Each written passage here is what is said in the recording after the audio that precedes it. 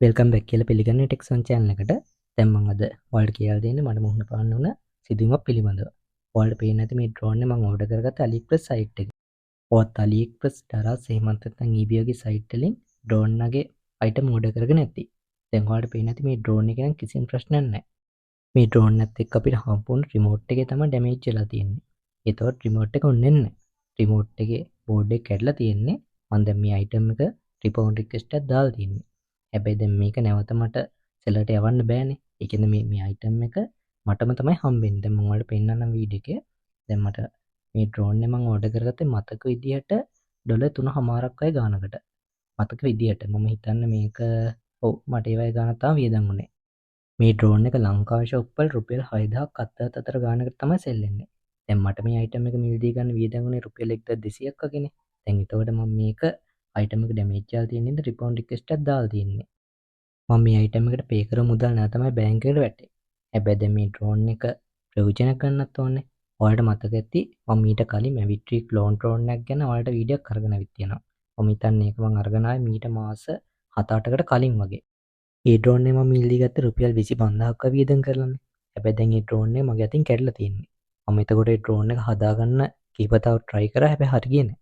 දැන් මට හිතුණා මේ drone එකක් තියෙන හින්දා මම මේකේ parts දාලා කියන්නේ දැන් ඒකේ board එක ඒ වගේම ඒකේ වැදගත් කොටස් ටික කැමරාත් එක්ක quality-නේ. ඒ ටික මේ drone එකට සම්බන්ධ කරලා මේ drone එකේ ප්‍රයෝජනයක් ගන්න. මේ වීඩියෝ මම ඔයාලට drone එකක් ඇතුළේ තියෙන කොටස් ගැන පොඩි පැහැදිලි කිරීමක් කරන්නම්. දැන් මේ වගේ toy drone ඔයාලටින් කැඩුණොත් ඔයාලට පුළුවන් මේ වගේ කැඩෙන කොටස් ටික නැවත රීප්ලේස් කරගෙන නැවත drone එක හදාගන්න. වීඩියෝ එක බලන ගමන් වීඩියෝ එක like එකක් දාන්නත් අමතක කරන්න එපා. ඒ වගේමයි toy drone පිළිබඳව ඔයාලට අපේදයක් තියෙනවා නම් අනිවාර්යෙන් කමෙන්ට් එකක් දාන්න. මම reply එකක් දාන්නම්. එහෙනම් අපි යමු වීඩියෝ එකට.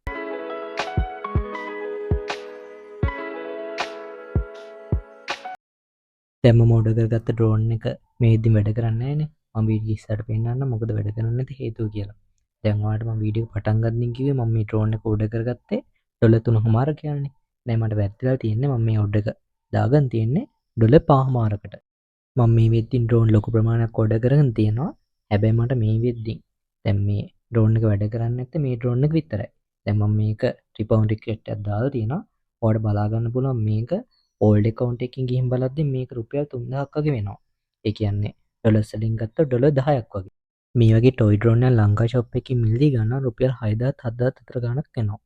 ඇත්තට මේ වගේ drone එකක් ලොකුවට අපිට fly කරන්න බෑ. මොකද මේක බර නෑ.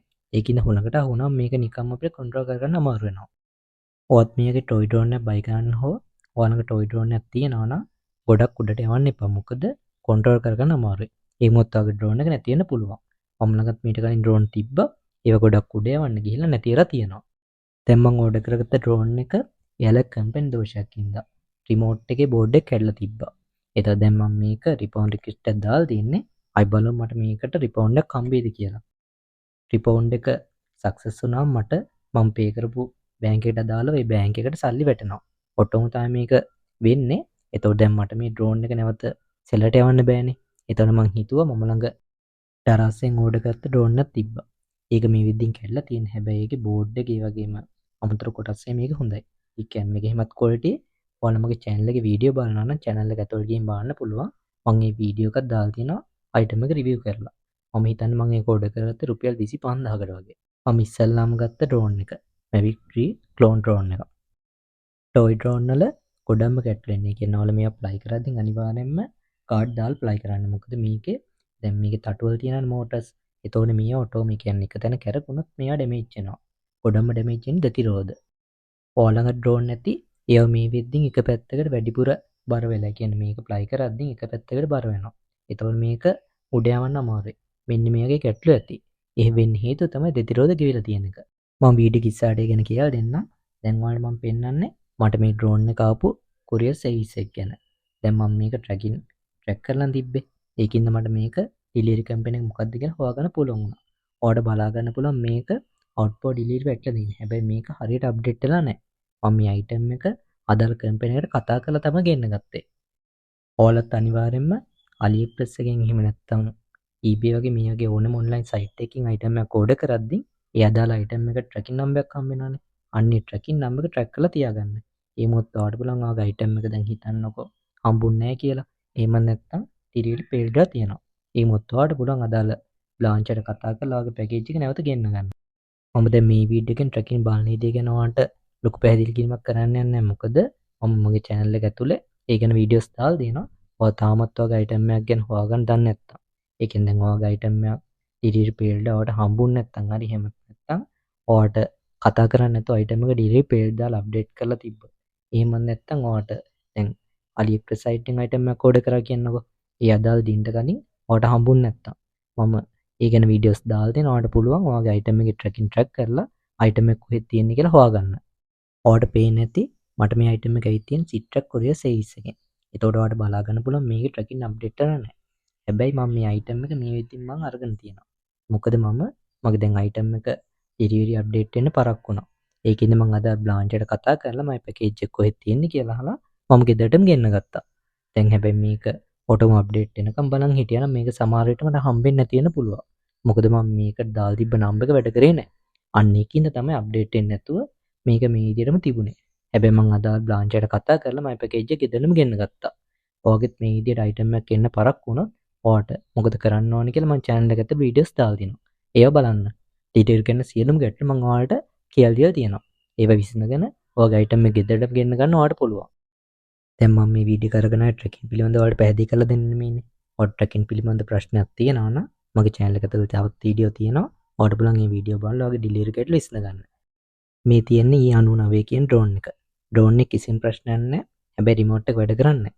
මම පෙන්නන්නම් වීඩියෝ ඉස්සරහට රිමෝට් එකෙන් මොකද වෙලා තියෙන්නේ කියලා. බෝඩ් එක ඩැමේජ් වෙලා තියෙන්නේ.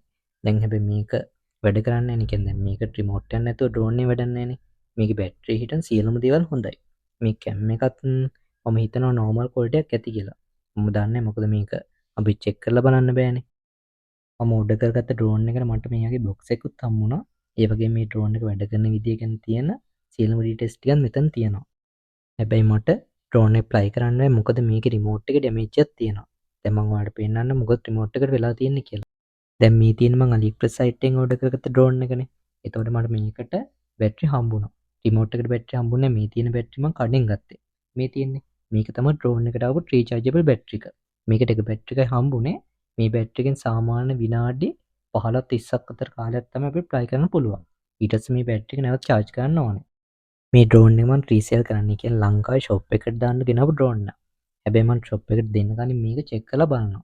එතකොට මේ ඩ්‍රෝන් එක වැඩ කරේ නැහැ. මම අලුත් බැටරි දාලාත් බැලුවා ඒ වැඩ කරන්නේ නැත්තේ කියලා. ඊට පස්සේ මට හිතුණා මේකේ රිමෝට් එක ගැටලුවක් තියෙනවා කියලා. මොකද රිමෝට් එකේ ලයිට් එක පත් වුන්නේ නැහැ. ඔන්න උනාම මේකේ ලයිට් එකක් පත් වෙනානේ. ඊට පස්සේ මම මේ රිමෝට් එක මේ විදියට ඇන්ටික් ගලවලා බැලුවා. එතකොට මට බලා ගන්න පුළුවන් වෙන්නේ මේ විදියට ඩැමේජ් එකක් වෙලා තියෙනවා. මම දන්නේ මේක මේ විදියට ඩැමේජ් වුණේ කොහොමද කියලා.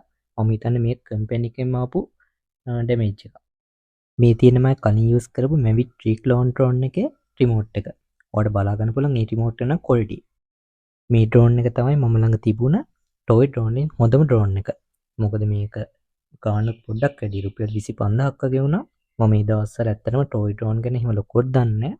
එතකොට මම ගත්ත පළවෙනි drone එක. මම හිතනවා මේක රුපියල් 25000ක් වටින්නේ.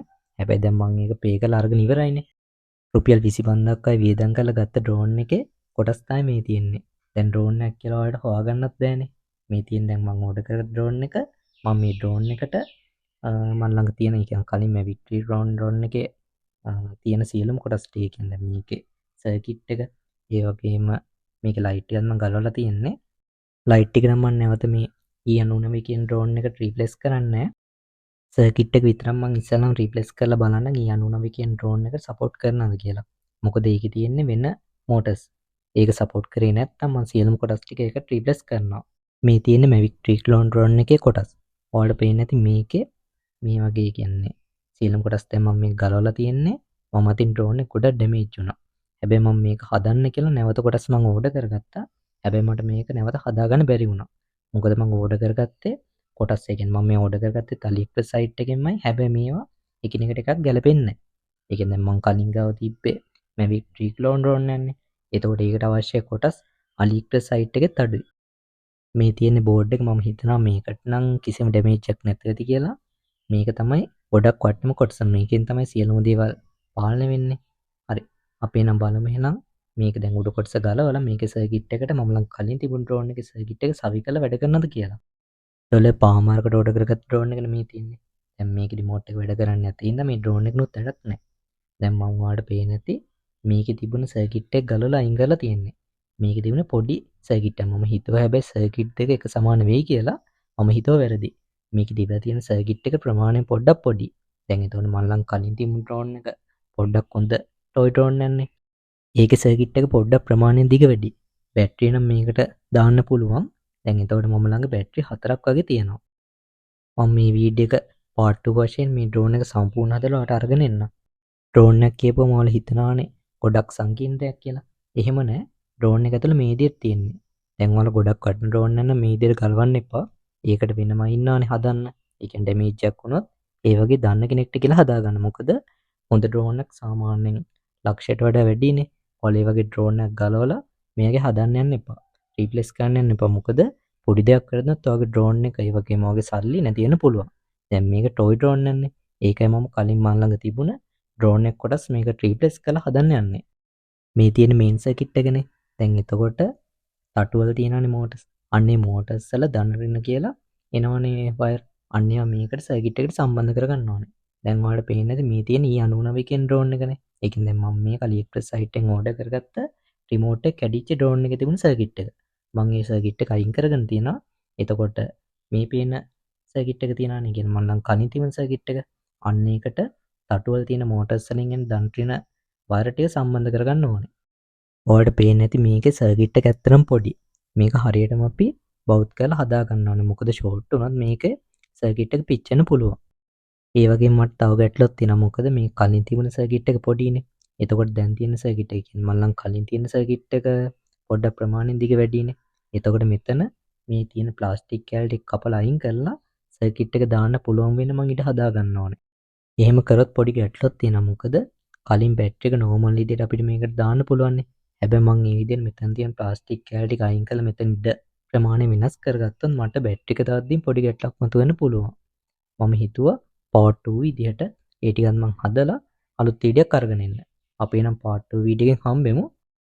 මම හිතනවා මේ වීඩියෝෙන් ඔයාලට දැන් ඔයාලේ ඩ්‍රෝන් එකක් තිබිලා ඒක ඩ්‍රෝන් එක තටුවල මොකක් හරි ගැටලුවක් ඉන්න ඒක උඩ යන්න නැති වෙන්න පුළුවන්. එහෙමත් නැත්නම් සමහර ප්‍රතිරෝධ ගිහිලා ඩ්‍රෝන් එක ප්ලයි කරද්දී කිසියම්ම දෝෂයක් වෙන්න පුළුවන්.